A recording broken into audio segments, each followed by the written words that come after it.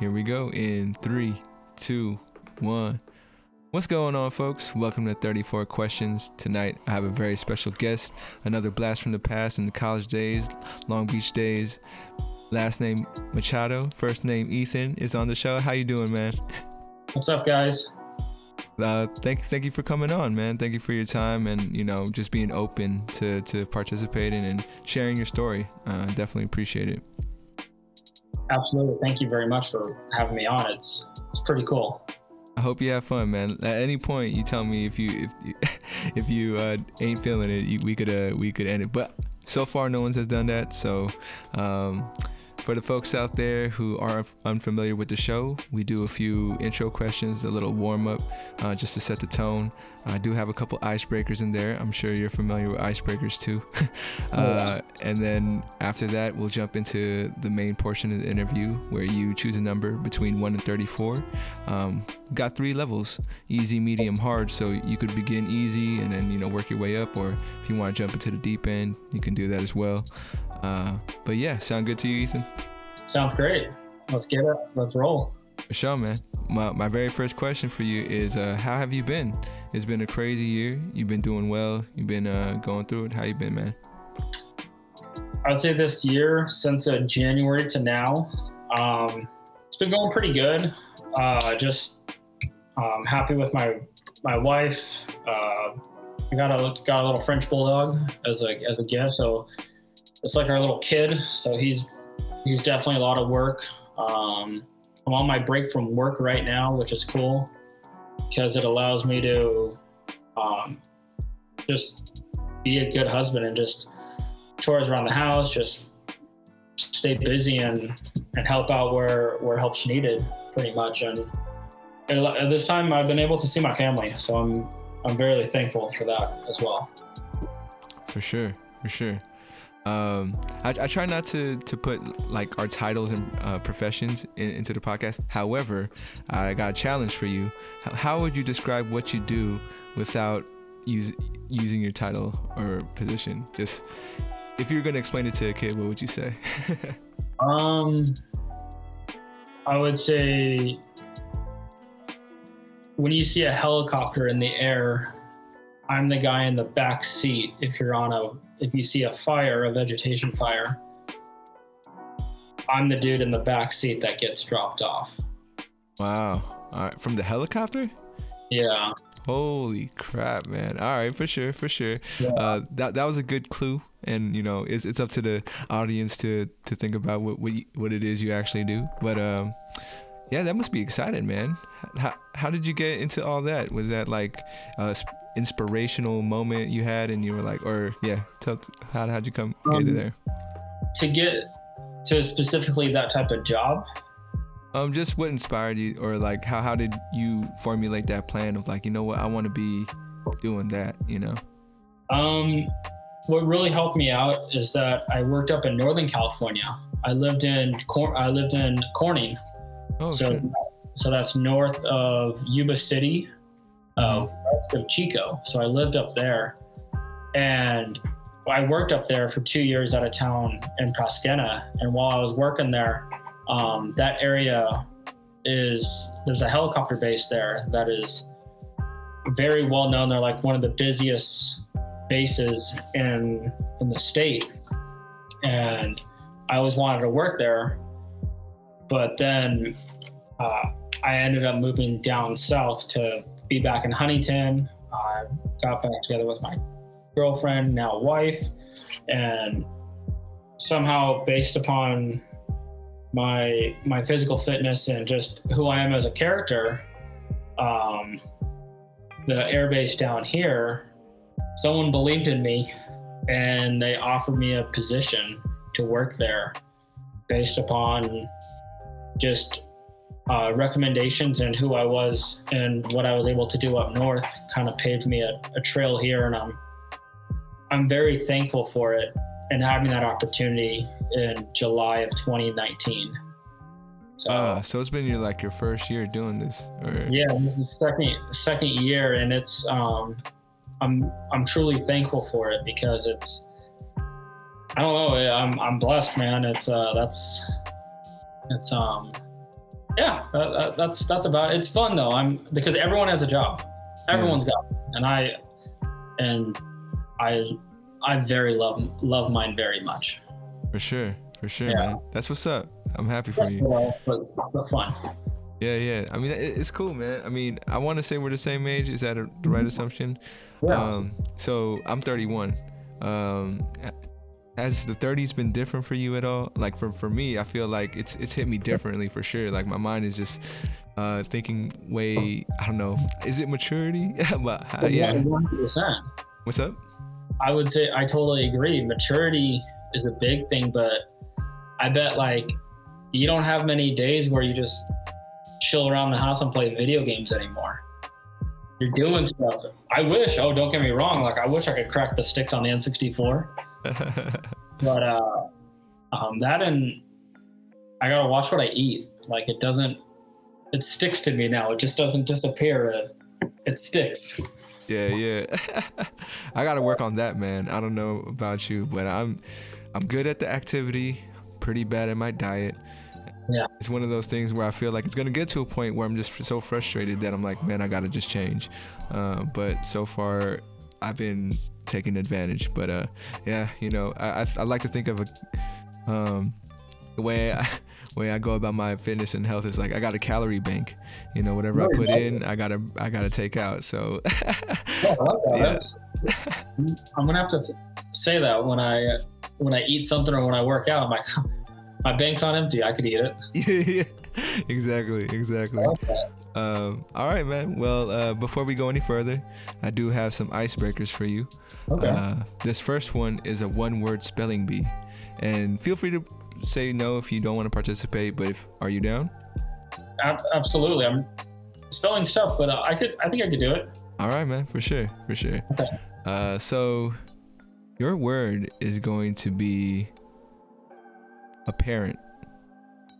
Apparent? Yeah, it's apparent that's gonna rain today, or APPARENT. For sure, man. You got it right. Okay.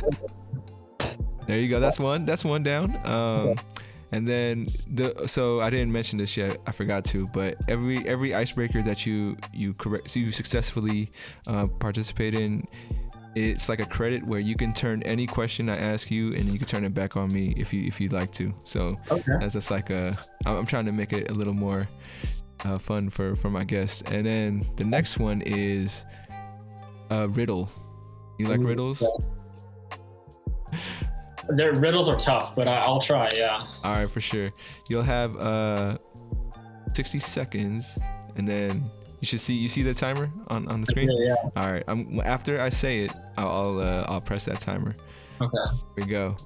The more you take, the more you leave behind. What am I? Take. Fine.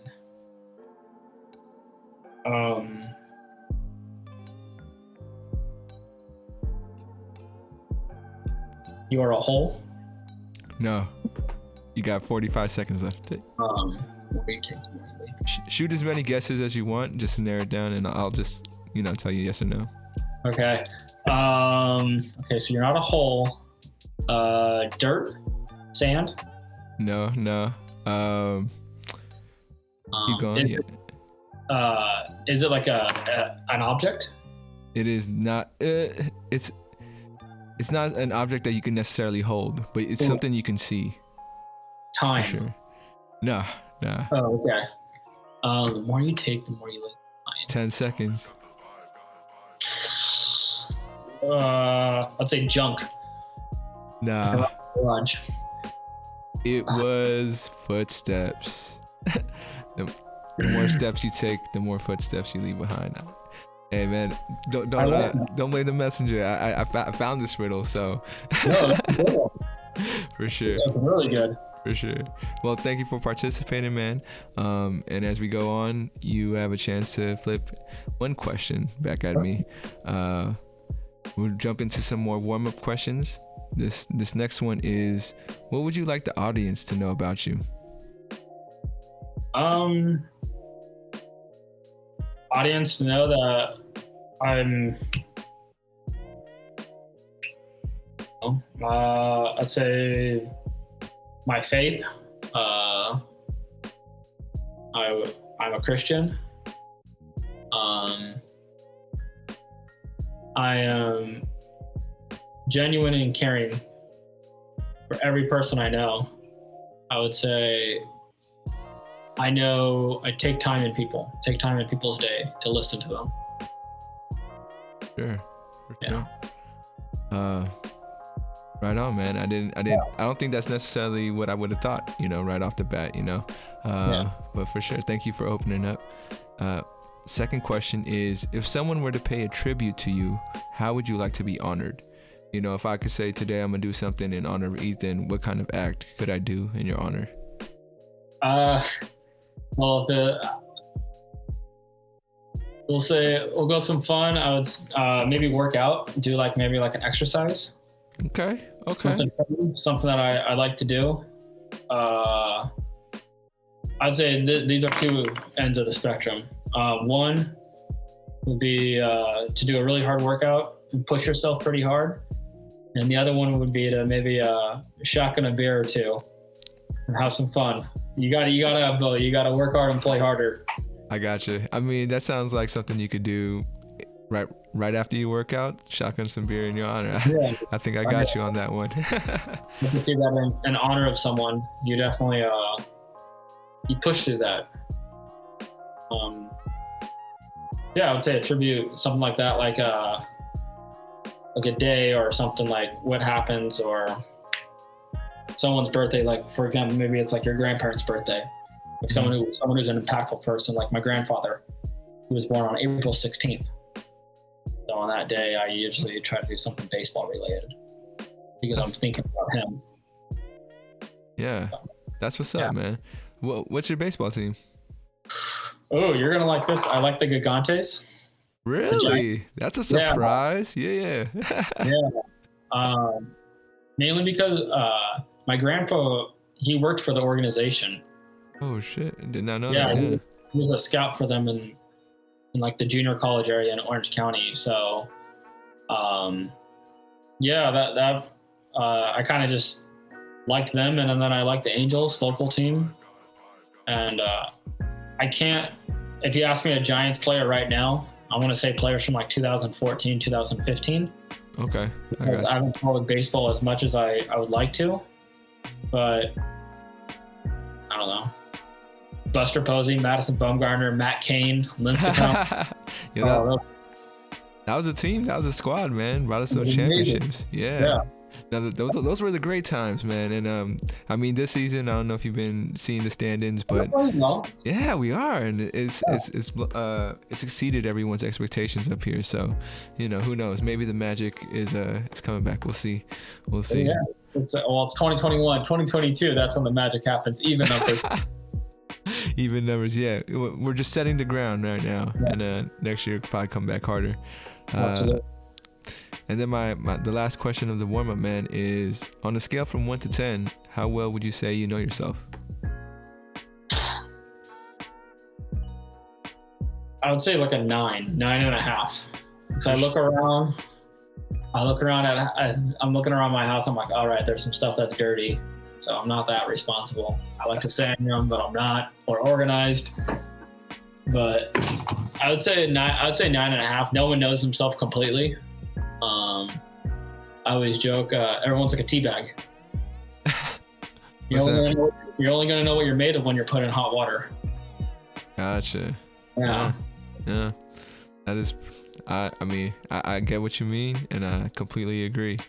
Yeah. You really learn a lot about yourself in those moments. You do. Man, I don't know if you remember this moment, but it's one of anytime I think about it, man, it was a time when it was me and you, we were outside that hallway waiting to talk to one of our professors. I don't know if you remember that memory, but it's one of those moments, because that's one of those moments for me when I felt like I was in hot water and I was really trying to get out of it. But you remember that or not? Double checking if something we got busted for rec. Yeah. Your initials are JC. Yes. Yes. Okay, I remember. Yeah, man. That moment, man, like that was probably one of my lowest moments in college, and I'm glad that you were there for me in a small sense, but there was somebody I didn't have to feel alone, and so I definitely appreciated that moment, man. Oh no, absolutely, man. I've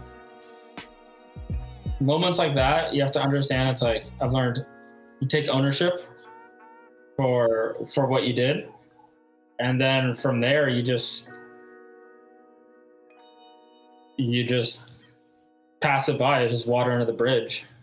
Yeah. You learn from it, and then if other people around you, it's like, hey, if we're both busted for it or accused of something, you're just like, well, all right, well, it's in the past. If I learn from it, that's all that matters.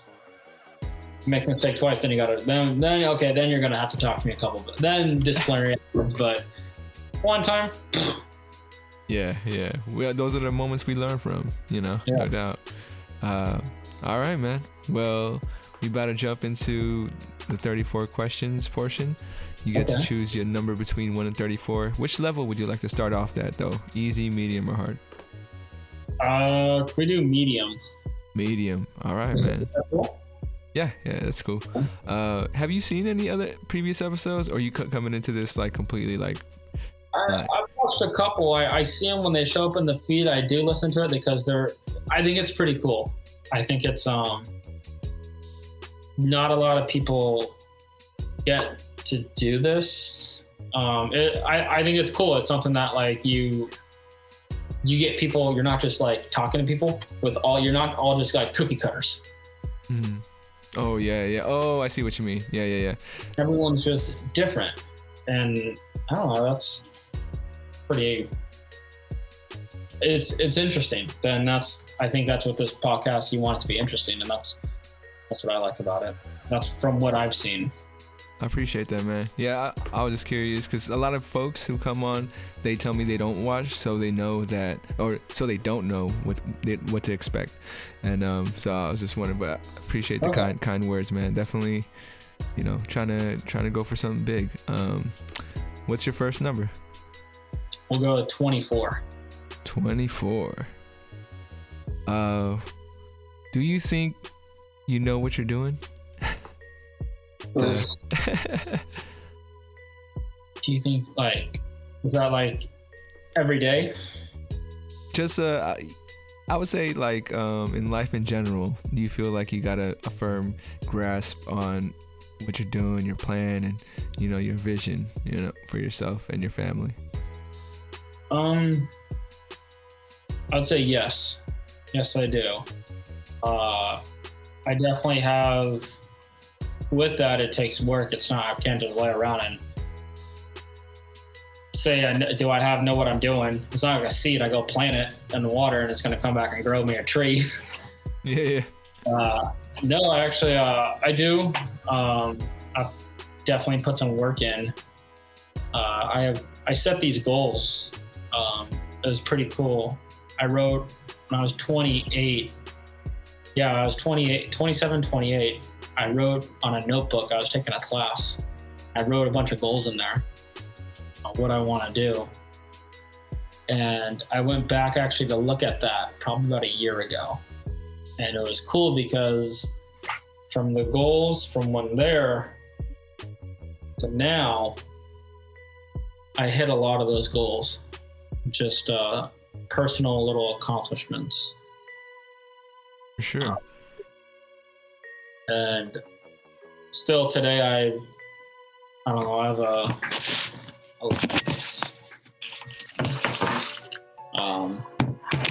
like a life-size calendar. Yeah. And it sits on my table. And just reminds me to stay focused on things because I have to be realistic with myself. I don't check all the boxes, but I do what I can. I hear you, man. Yeah. I mean, keeping a calendar, that's definitely a skill that was taught to me in one of my jobs. But that's another thing, man. Ever since college, since you seen me, I've had embarrassingly like a lot of experience with jobs. I've had like 12 jobs, 13 jobs. Yeah, but that's legit though, because you know what you don't want to do. Yeah, no, that's true, man. Now Other people make you happy. Exactly. Happiness. What's your key to happiness? Ooh. I asked a guy this question. I'd say happiness. This would be like one is being able to see people, being able to talk, and be involved in people's lives. And going to bed not thinking about 100 different things. You could close your eyes, and if you could immediately just turn off and fall asleep, that's pretty cool, because you can get caught up in everything in life, and that just keeps you up, and then it creates worriness, and now you're not happy, you're worried, and then you become anxious, and then the things you do that make you happy, you're only going to be able to little bit amounts of them. One of the biggest things I like to do is, or I would say positive about me, is my attitude on stuff. You could control your attitude the first thing you wake up in the morning, no matter what happens. So, that's it. Yeah. You know, it's funny, man. The whole thing about attitude is definitely key for me too. It's like, you know, how you perceive things, depending on whatever stage of life you're going through.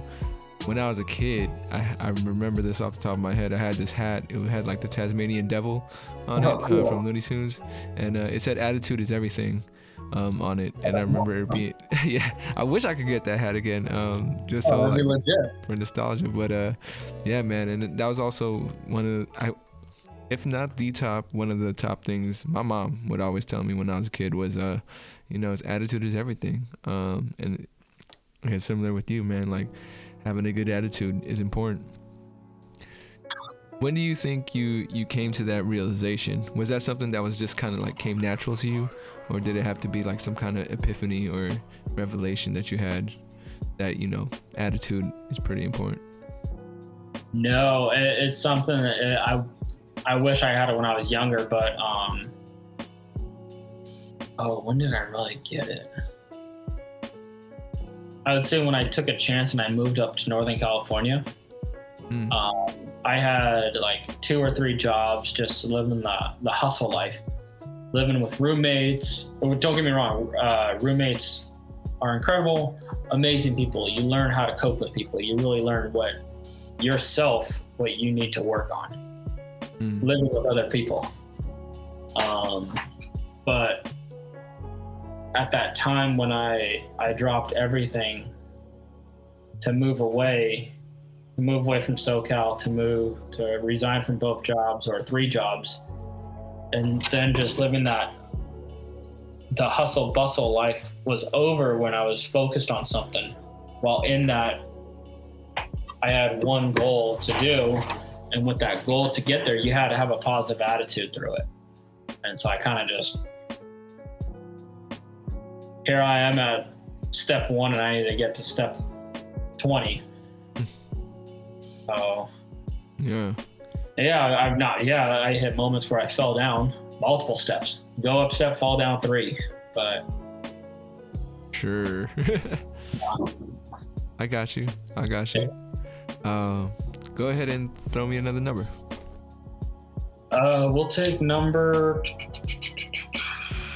we'll go number 11. Number 11. Yeah. So it has like a 2-parter to it, but the first part is, what do you think of cancel culture?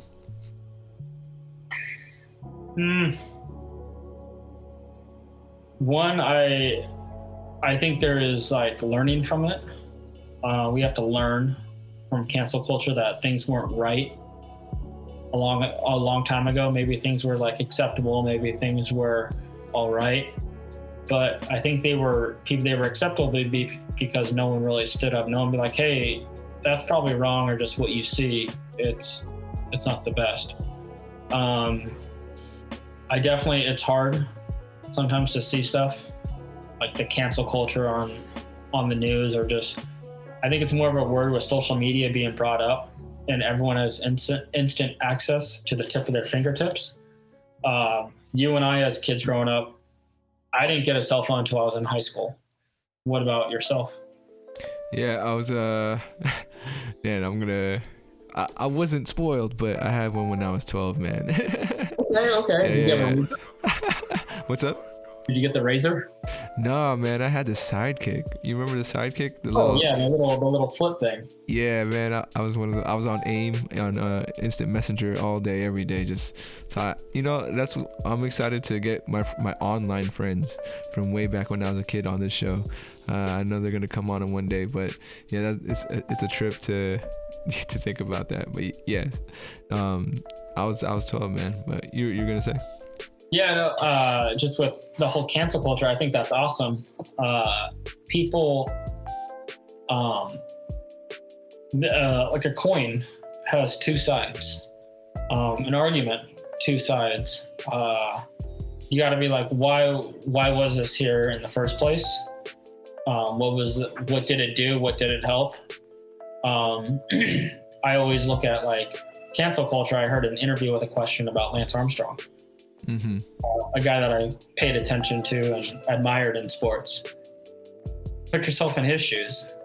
Would you do all the would you take the steroids when you do the blood doping and taint your cycling career, but knowing you generated millions, if not billions, towards the Cancer Research Foundation and helping their lives of people who had cancer, but knowing you did all that stuff to get there? Yeah. I see what you mean.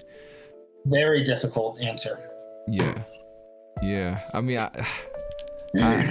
for you, if you were in that position, would you do something for the greater good, even though it's from Lance Armstrong? I think is a special case, just because they say that if you were gonna like test all the racers, then they're all gonna come up positive, in a sense. So yeah, I mean, that sport, that particular race and everything is, I mean, if it's everyone's doing it. It's like the whole CrossFit at one point. Yeah, man. So I mean, like I would say if I was Lance, the only thing I didn't like was how much his ego was boosted by it, and just the way he kind of carried himself. If he knew what he was doing was wrong, and like he didn't feel like he was untouchable, because I feel like that's how he was kind of acting, like no one's gonna say this, or no one's gonna take away what I got. What's up? He was a bully. Yeah, that's what it seemed like. But at the time, like, you see a winner, you kind of respect that, right? Like, oh, they're bullied, like, yeah. You can't help it, but it's just like, okay, like, you have to be that way to be that great. But yeah, that's a trip, man. Yeah, I feel you, man. I mean, as far as cancel culture goes, I'm just like, I understand what we're trying to accomplish, but then I can also see how, if something gets dug up from my past, which I don't think, I did anything wrong knowingly, and maybe, later down the road it comes out to being, oh, this is wrong, and I crossed the line when I was, a young kid, how would I feel? I'm like, that's not me anymore. That's not how I think, but I'm still getting canceled for it, like a 16-year-old athlete posting something on their, I doubt Twitter, but we'll go with dating you and I, posting something on MySpace. Yeah.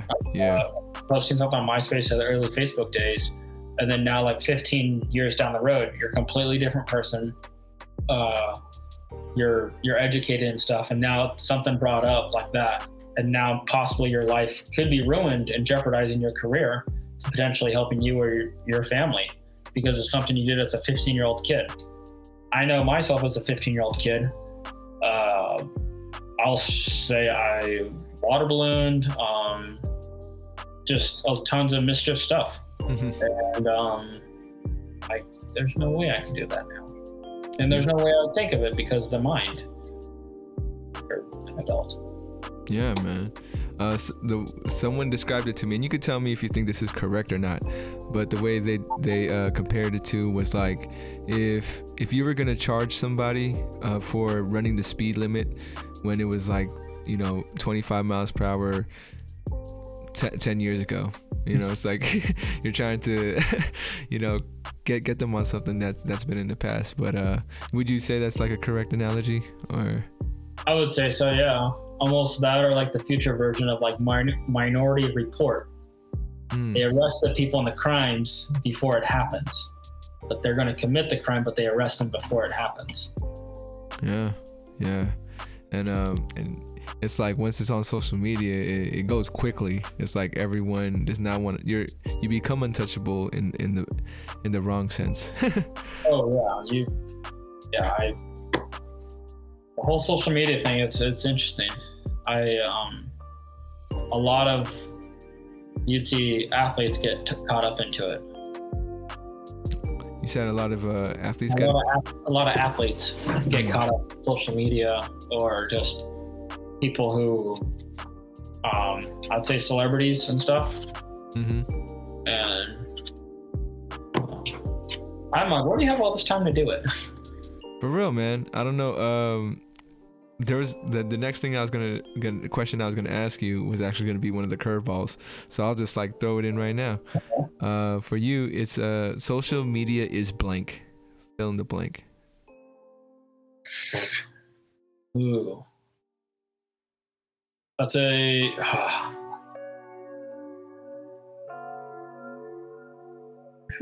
want to say destructive, really bad. Destructive. All right. But I also, how I said with the coin, I want to say there's a good to it. For sure. My friend's good buddy works for Facebook. And at the time, this is how I see the good of social media.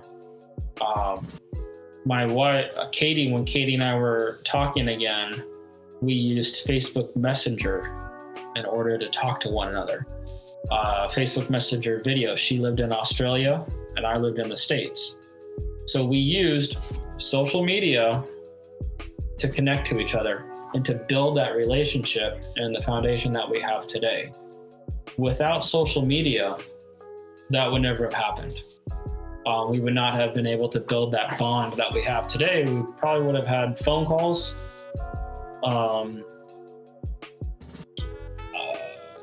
letters, man. Yeah. Letters and phone calls. And I told him that, and he said thank you, because at the time Facebook was getting hit from all sides with everything they do and exposed and stuff. But he told me, he's like, hey man, I really appreciate you saying that, because it really means a lot to me, because I know we're doing some good out there, but everyone's seeing the bad side of it. And that's the thing where I kind of see with social media. It's that word destructive is hard, but it's that 1% that makes it look bad. Because I don't know, like for example, someone's birthday. I bet a lot of people know that other people's birthdays are on that Facebook birthday list when you get a reminder. Mm-hmm. Yeah. I don't know. There's only a couple people I know their birthdays, like straight up. And Facebook reminds me of like the other people, which is not a bad thing, but that's a good. Just we see a lot of the bad on the social media. If we could go, I don't know, just like a 92 hours of just don't even look at it. Yeah, man. I don't think I've done that in a long time. Maybe like a day or two, and then I know when I come back from a trip or something, and where my phone was off, I go straight to it. I gotta see if I've missed any messages from anybody. Yeah. I agree with that though. You're able to. You do go back and you see the messages like what I miss and what's going on, but sometimes it feels good to live in the moment and not stress it. Like, when was the last time you've been to an airport? I'm gonna out myself, but I went in April. I want to say it was April. Yeah, I went to Portland. Oh, right Recently. on. Okay. Yeah. But yeah, I did it as safe as possible. But yeah, I didn't want to drive 10 hours. I wanted to take a 1 hour flight. So Yeah. but I decided. Yeah. But yeah. No, I mean, I didn't post anything on social media about that, man, because I didn't want anybody to be like, accusing me of anything or have any judgments, because I think there are people who are against that. They're like, why aren't you staying at home? Why aren't you, just not being out there? It's a bad time in the world, and yeah. But there's two sides, like you said. There's that other side that's just like, I'm sure a few other people that probably traveled during this time. You're talking to one of them. Last year, I was supposed to get married in Hawaii. Oh, snap.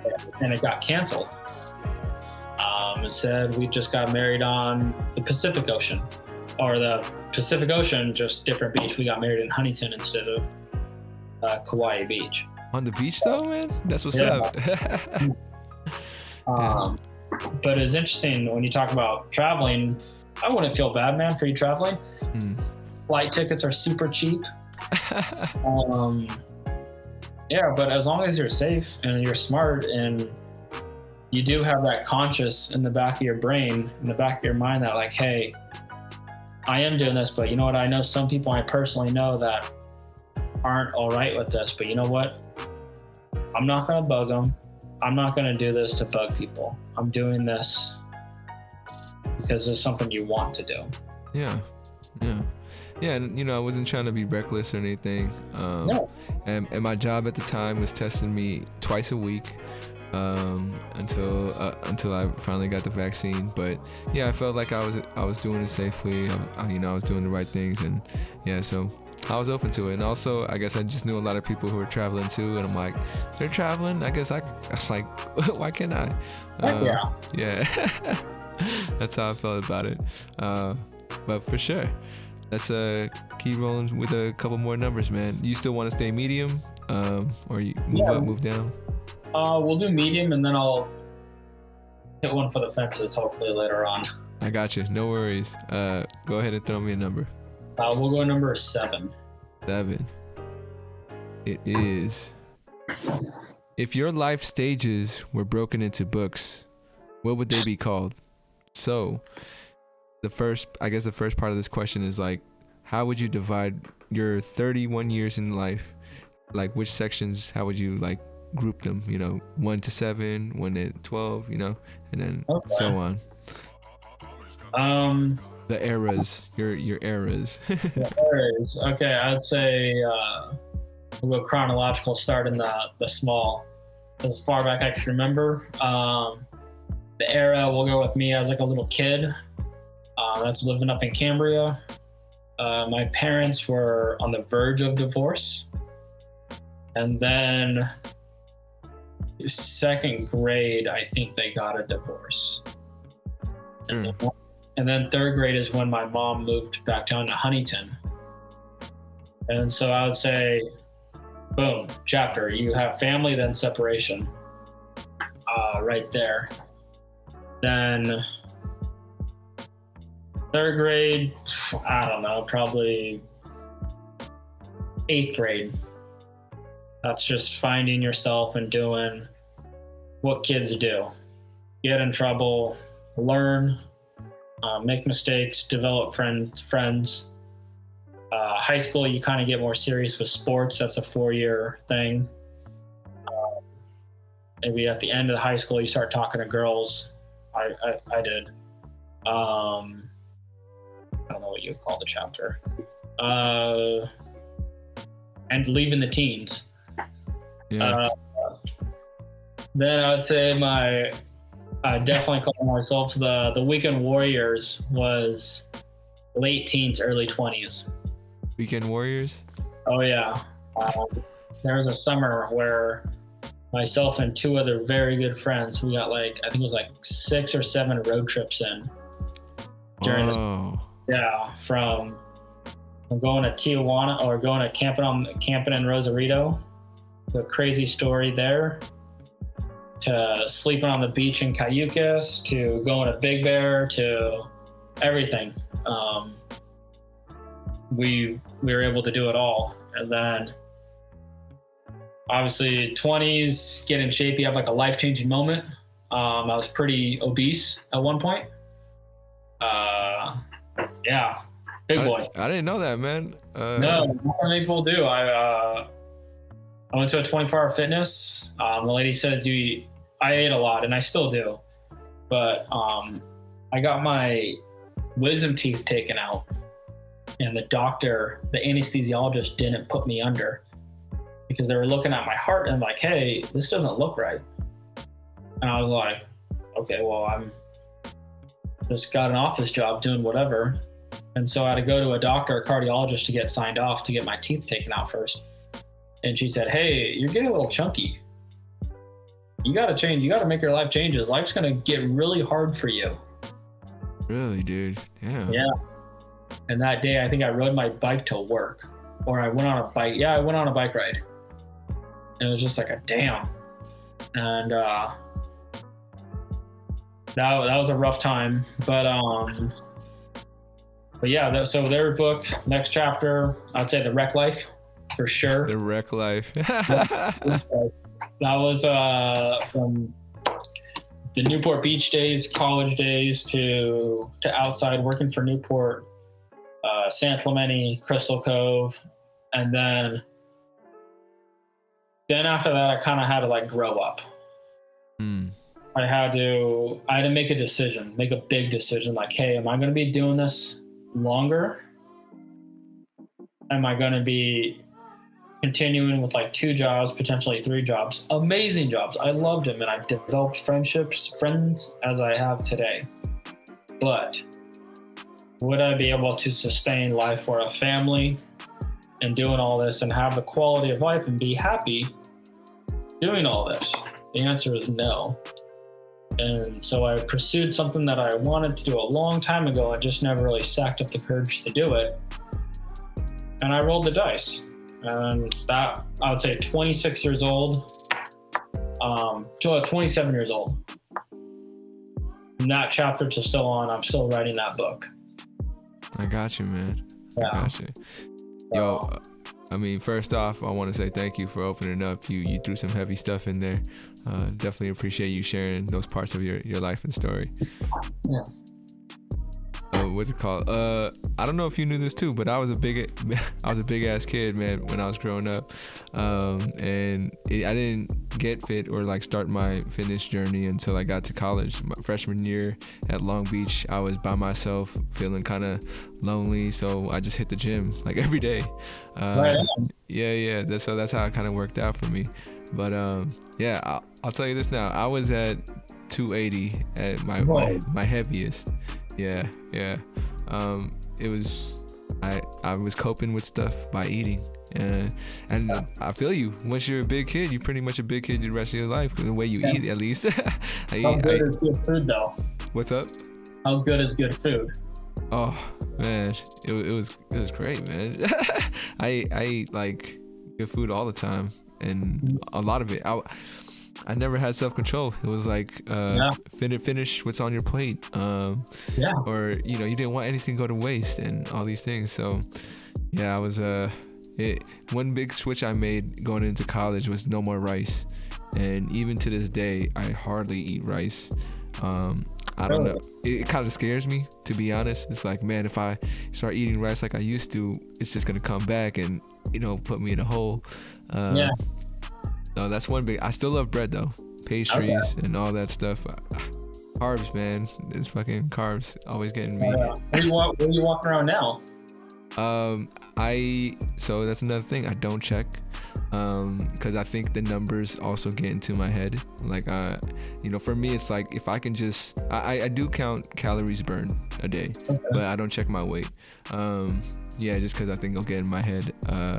But also in a moment of my life when I was checking my weight, then I think that was like it really helps if you're super serious about it, right? Like you can follow it every day and you just know your progress if you're falling behind or whatever. But at this point, for me, just to be happy and stay balanced, I'd rather not check it and, kind of just be super conscious about what I eat, how much I eat, when I eat. That's pretty much how I go about it. And then, like I said, calorie bank. Just burn as much as I can in a good amount of time. And so that's where I'm at right now, man. How about you? How what's the biggest change you've had from your spectrum? From weight or? Yeah, I would say fitness. You don't have to say weight. I would say fitness. I've definitely chapters. Change things up a little bit. Like, what is, like, people ask, like, what is fitness? What makes you fit? Okay. There's like probably at least 100 or 1,000 different opinions on what do you see as fit. Yeah. I see. We go date back to like college days, but like Lance Evans, incredible basketball player, beyond fit, coordinated, unreal. But then there's me. I can't even dribble a ball with my left hand. But at that time I'm like, but I could like swim, bike, and run effectively, and lift weights and stuff. So they're both fit. There's just different things, and there's different challenges that definitely I could go with you in food. Is a big thing. At work, I have to cook a lot, and cooking a lot, and not only cooking a lot, I have to like satisfy 20 different stomachs. Whoa, yeah. So I can't just roll out with like, hey guys, we got grilled cheese sandwiches and PB&Js. I wish. Yeah. But it's been like, I make lasagna, or I'll do smoked tri-tip. Then you got the bread, and I make the French fries, and then you make the barbecue sauce. And then I got like some macaroni salad on the side. And what do you know? You eat that plate, that's like an 1,800 calorie meal. Yeah, man. You need that for your job. I would assume so. Yeah. But here's the thing, though. We still eat that, but not every day that happens, though. I tell people, or I share people all the time, they're like, oh, you're so busy. I'm like, there's certain times we're busy and certain times we're not. But when you're called to do something, you do it. Mm-hmm. Let's say with your job, you're probably not busy 100% of the time. Or like, I know a buddy of mine, he has a job working at a store, and I know he's not busy 100% of the time because he's part of a group chat. And he texts on it quite a bit. I'm like, okay, you're not that busy. No, man, I've had 12 jobs, and I can attest to that. Every job had some downtime. Yeah. And so with cooking and eating, like right now, I'm kind of like, I'm gonna send some. Last September, I really changed up my fitness. I signed up for a full Ironman. Oh, snap. Okay. Yeah. And it's in Sacramento. For sure. Yeah, so I'm pretty excited for it, and but I agree with when you were saying don't look at the scale and don't get caught up at numbers. Yeah. Because just look to see what you look like and what you're able to perform. And with all that, who cares if you weigh something? Who cares what you weigh? If you're able to do it, then what does it matter? And I get caught up where you said, like, oh, I need to weigh like 184 pounds or 178, or I want to be racing at like 172. I'm like, 172? That's a lot of weight to lose, man. How am I going to get there? And sometimes I get caught up into it, and I have to remember like what you said and you shared. Don't worry about it. Just do what you're doing, and it'll get there. Yeah, man. Yeah. we do get caught up in the numbers, and something you mentioned about, just pay attention to what your body can do, and that changes. That's definitely something that drives me. I mean, like, not gonna lie, working out, staying fit, you have the superficial benefits, right? Like, you look better. Yeah. But at the end of the day, man, health is wealth. You don't want to be dependent on so many things when you're older to be healthy. No. I see it in my folks, and that's something I guess because I see it with my folks, it really drives me to be like, I don't want to be caught up like that. Yeah. So. And I agree. Like, let's go with I know this is the quote unquote maybe a sensitive topic for some people, but like, think about how much medicine and stuff you're taking, and maybe not you personally, but someone, maybe they're a type 2 diabetic, and then they have high blood pressure, and then we'll go with the high blood pressure. It's created to maybe that then and now it gives them massive headaches and stuff, and you have all these things, and they're taking all these pills and stuff for their heart and for their body and stuff, and a lot of that could be reduced drastically. Just a little bit of exercising, and then with all those drugs, you have pretty gnarly side effects too. Whether it's back pain, flushed skin, diarrhea, constipation. Dude, I see it, man. I see it firsthand, and it's rough. Like, I don't know, and that's the thing. Like, I see it in my folks, and it makes me feel feel something for them. I empathize with them, and I know my folks aren't the only ones. So you got millions of people out there, kind of going through it. That's the same way. So yeah. If that's one thing I could stress to anybody is, take control of your health. Like, that's one of the things you can have control over in your life. Hopefully. I know genetics can be fucked up too. So yes, absolutely. Yeah. There's a thing, I don't want to get too personal, but let's say my grandmother, she's in her late 80s, 88, I believe now. And I do my best to try to visit her and stuff. And usually she talks about, like, she's tired and stuff. And I just ask her, I'm like, one of the easiest things you could do, wake up, have 1 to 2 glasses of water with your coffee, your 2 cups of coffee, balance it out. So with water and coffee, so you're not just diuretic all the way. To do that, and then go for like a 10-minute walk, 5 minutes. That's all. She's very, very technologically savvy. Go on the YouTube, pull up Elton John or Neil Diamond. She walks down the street, walks down for one song, and turn around and come back. No matter what happens the rest of the day, you carry out your day, and then I usually find a way to stop by and go on a walk, or she'll babysit my dog, and we'll get our walk in together too. But usually when we walk, I always give her like it's like a big shot glass full of water though. It's not too much, but you have 2 of those. Oh. And that's not asking for a lot. I'm just asking you to drink water and walk. People do that every day. I feel you, man. I need to do that too for some people in my life.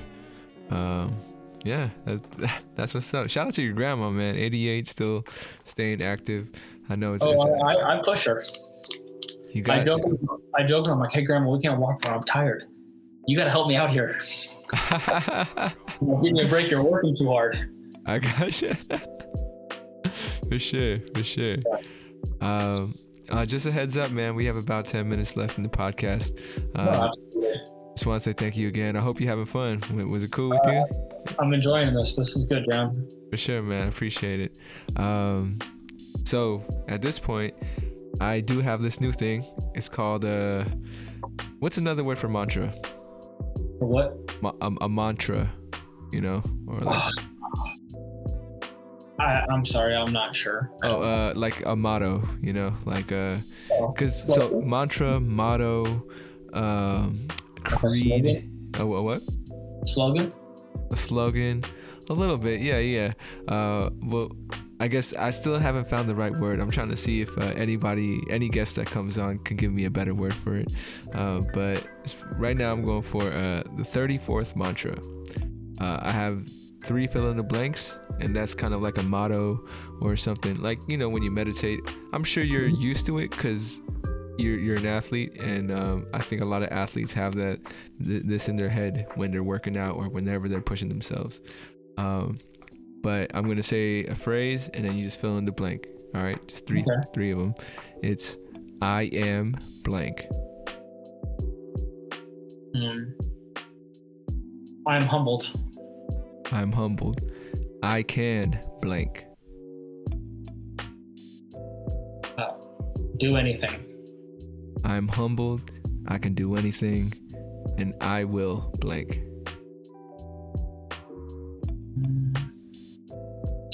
I will finish. I will finish. I'm humbled. I can do anything, and I will finish.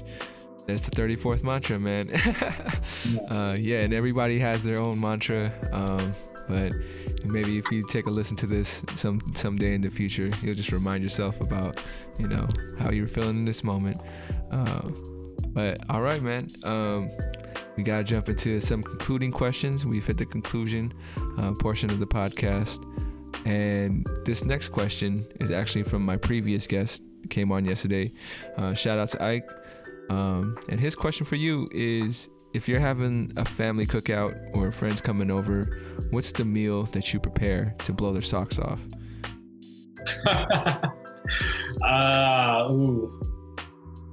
Diet's out of the question.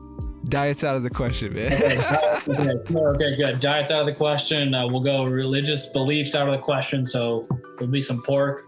If I'm gonna blow your socks off, we're gonna go with. I could whip up. We'll do hamburgers. Nice. Okay. We'll whip that hamburger, so it'll be cooked on like a skillet. Okay. And so the ground beef, I'll go half ground beef, half beef chuck. Half ground beef, half beef chuck? So if you go to the butcher and you get a beef chuck, you ask them to ground it up for you. So then you make the ground beef. You do half ground beef, half beef chuck. You go a little on the ground beef side because the beef chuck's full of fat. You blend that up together, make your patties 4 hours before, refrigerate it. Then so I got your half patty, just do salt, pepper, garlic powder. Then I'm gonna we'll go with your toppings. I'll caramelize some onions, put the onions on, and then I'll lay a slice of Colby Jack cheese on top. And then we'll go with I've been starting how you said, as you get older, you develop taste. I now eat pickles. I hear you on that. I hear you on the developing taste. Okay. Yeah, I'm not just like gnawing on a pickle just raw, but I'll put pickles on my burgers. I feel you. So I'll go with that. You gotta go with your lettuce, cheese, tomatoes. I'll go like a wider burger, like a wider bun. So then you could throw on the avocado, the bacon as well. But if you put bacon, then we're gonna go ABC burgers, the avocado bacon cheeseburger, and then you melt it in different orders. And then on the side, we're gonna do 1,000 Island fries, or 1,000 Island, like a sweet French fry dipping sauce. Yeah. Oh man. And then I'll either make a tray of onion rings or French fries. That sounds bomb as hell, man. Now I'm hungry. I gotta go eat something after this. I'm a sucker for potatoes too. So French fries would be bomb as hell with the 1,000 Island sauces. Yeah, I would say, do you cook, Jan, yourself? I don't. Well, maybe not cook like great meals, but what about hey, I want to make you see something on TV, or you go to a restaurant and something's really, really good, and you're just like, hey, they just charged me $25 for this meal. Mm-hmm. I think I could make it on my own and make it for someone special. You ever see like that? Yeah, man. I mean, damn, you just called me out in front of the world right now. No, I'm so sorry. No. So I'm very blessed and to still be staying with my folks. Amazing. So yeah, at this point, I do enjoy and, I'm very gracious for the home cooking that I pretty much get whenever like I'm feeling it. So yeah, that's a big reason why I haven't. But that's no excuse. I should be getting these recipes from my folks and, trying my hand in it and everything. But yeah, that's one of the things. And also, yes, I mean, I was away from my house, my home for 5 years in college. So at that point, I was trying to do stuff. But man, one of my faults is that I'm so impatient. And yeah, like I'm the kind of guy who doesn't necessarily have to heat up his food to eat it. So I mean, I'll just go for like cold pizza. I'm down with cold pizza. Yeah, exactly. Or I mean, it can go even worse. My dad got on my case for not heating up soup the other day, and I'm like, it's like not a lot of soup. I'm just gonna drink it up. Like you gotta heat it up. But yeah, so. Yeah, man. I mean, that's something I haven't opened my world to yet, is the world of cooking. I'm looking forward to it though, because I think I would be the kind of person to experiment and really try to like, do different combos and just like, but not every combo is good. I don't know if you were that kid growing up, but just mixing up all the soda flavor. Yeah. Coke and Dr. Pepper. Which one? Coke and Dr. Pepper. I haven't tried that one, man. It's nice. Oh yeah.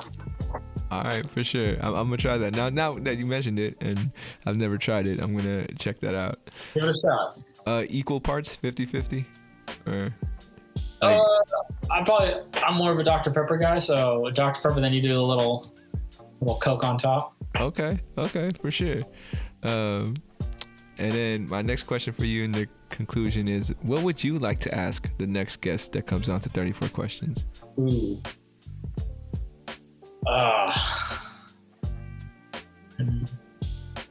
You could go like, okay, my bad. Oh no. Like what type of question would you like?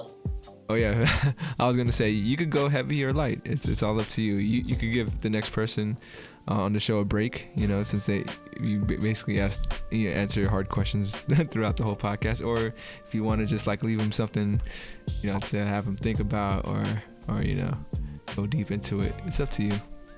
I would say, maybe deep. I'd say, what is your greatest failure and how have you overcame it?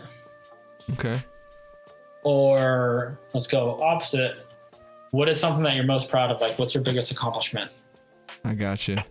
That people don't know about you. Okay. Yeah. So something that you're really like, or something that's like really cool that you're proud of. Yeah. That you're proud of, but like, no one's gonna know. I would say those two questions, either or. I got what you. Is your, yeah. No, that's interesting. Like what's one of your small wins? Not something that you necessarily tell people about, but for you, you're like, hell yeah, I did that. Oh, heck yeah. I like that, man. And then my very last question for you, man, the question that ties everything together on this podcast: what would you like your descendants to know about you? So, like 500 years from now, they're watching this, they're watching you. What would you like them to know about you? I'd like them to know that everything that I do for the hard work, for the things that I put,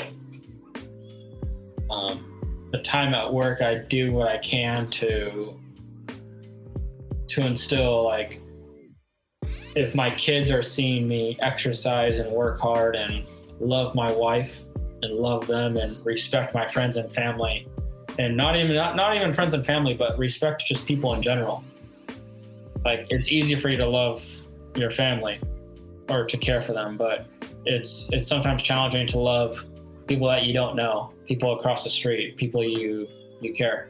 But for them to see those actions and stuff that they will learn, and they're going to pass down those characteristics and attributes down to their, we'll go with like my great grandchildren, that they're able to like have those behaviors because of those attributes and characteristics because of like what I'm doing now and how when I do have kids, how those kids will see my body language and my reaction.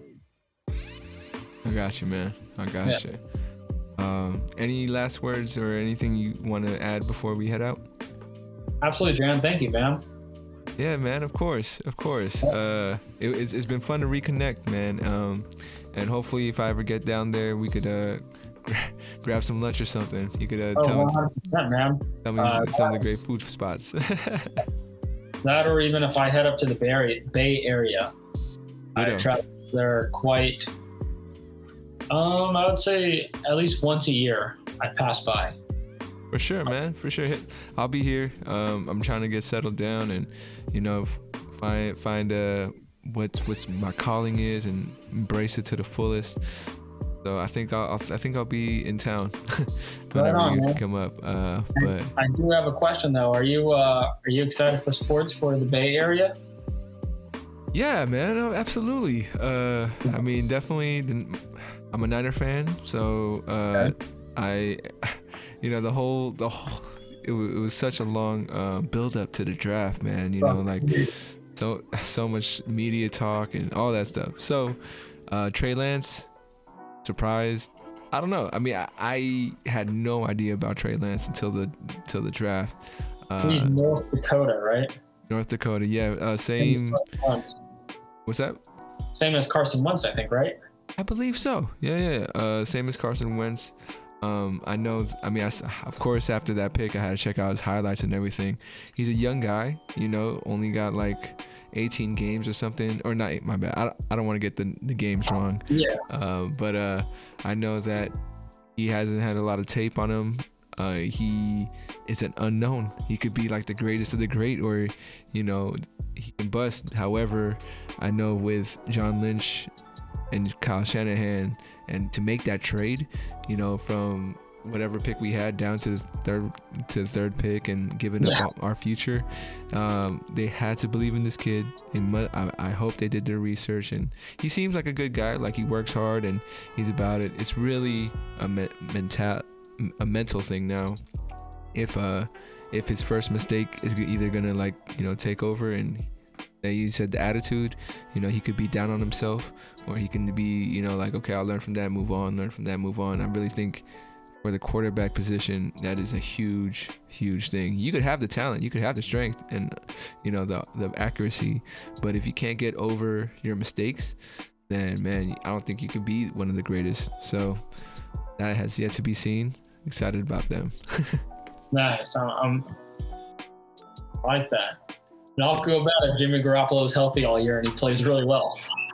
And I like Jimmy. I'm not gonna say I think he's not talented or he hasn't done anything for us. Man, he took us to the Super Bowl when he was healthy. And you guys were winning too. Exactly, man. And he has good chemistry with all our guys. Yeah, I think Jimmy's a good dude. But I know the Niners wanted to be ready for the future, right? So they're in this. It's kind of like, drafting Aaron Rodgers when Brett Favre was still there. It's like, how am I supposed to feel? But I think Jimmy's a cool guy. He hasn't acted like a diva. He hasn't been like, oh well, screw them for choosing Trey Lance. The entire time. He knows he needs to stay healthy. If he stays healthy, he has a spot. And he's paid. So either way, it's really up to him to be like, do I want to prove it?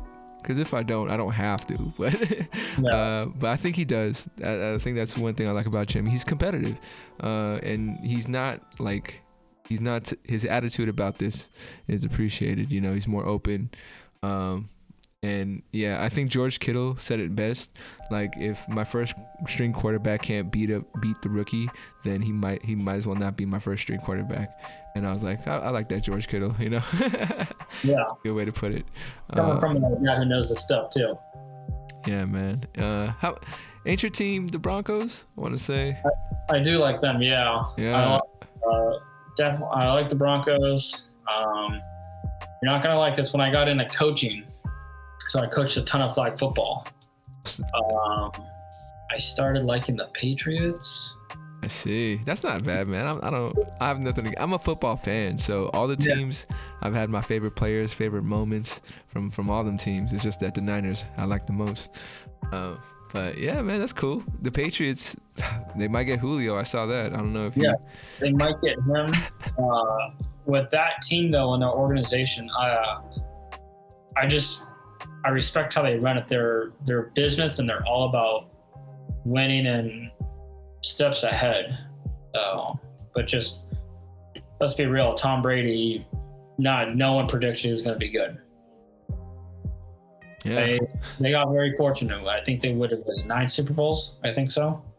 Yeah, probably with nine Super Bowls, man. 9, yeah.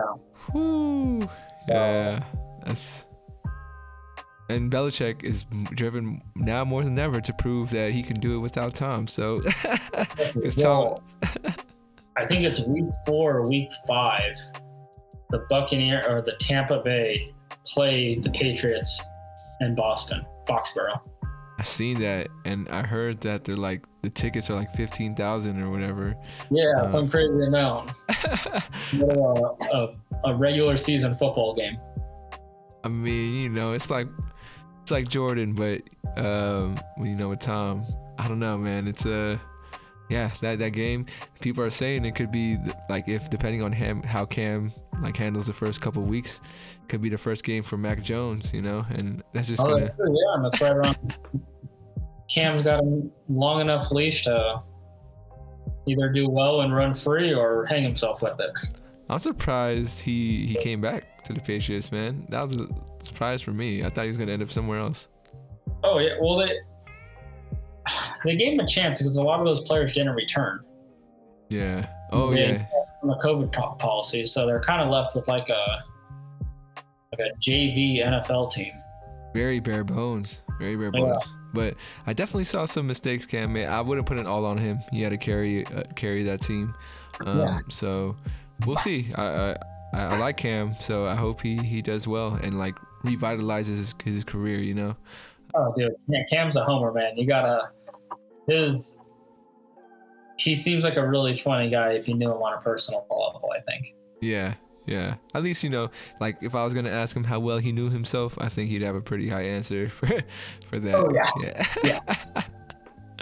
But yeah, well, yeah, man, I want to thank you again. I want to thank all the folks out there for listening, checking out the episode. And remember to always reach out, reach forward. As always, much love. Peace, guys. You can stay on though, man. Oh, no worries. Hey.